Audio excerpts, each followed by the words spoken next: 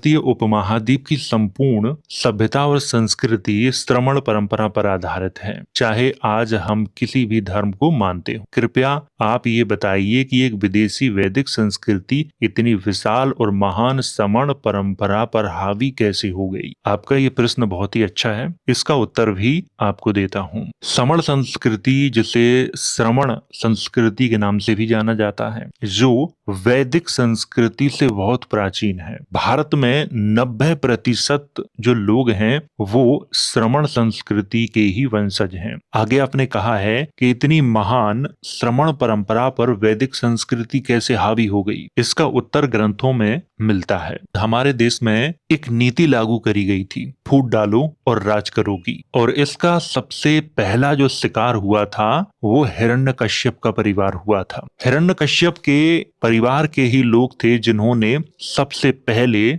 दूसरे मत को स्वीकार करके अपने संपूर्ण राज्य का विनाश करवा लिया था, और इसका वर्णन ग्रंथों में मौजूद है, आप उसे पढ़ सकते हो। आज हमारे देश में जो जातिवाद मौजूद है ये फूट डालो और राज करो की नीति का ही परिणाम है। जिन जिन क्षेत्रों में इनकी सत्ता स्थापित हुई, इसके बाद वहां से शिक्षा व्यवस्था सिर्फ कुछ लोगों के लिए लागू की गई थी और अन्य लोगों के लिए लागू नहीं की गई थी। और शिक्षा ही एकमात्र साधन है जिससे आप अपने संस्कृति और पूर्वजों के बारे में जान सकते हो, और जिसे शिक्षा ही नहीं दी गई वो कैसे जान सकता है। और यही कारण है कि आज की जो निचली जातियां हैं वो अपने इतिहास को नहीं जानती हैं, वो अपने पूर्वजों को भूल चुकी हैं, पूर्वजों की सभ्यता और संस्कृति को भूल चुकी हैं, और यही हमारे देश में हुआ है। अगला प्रश्न है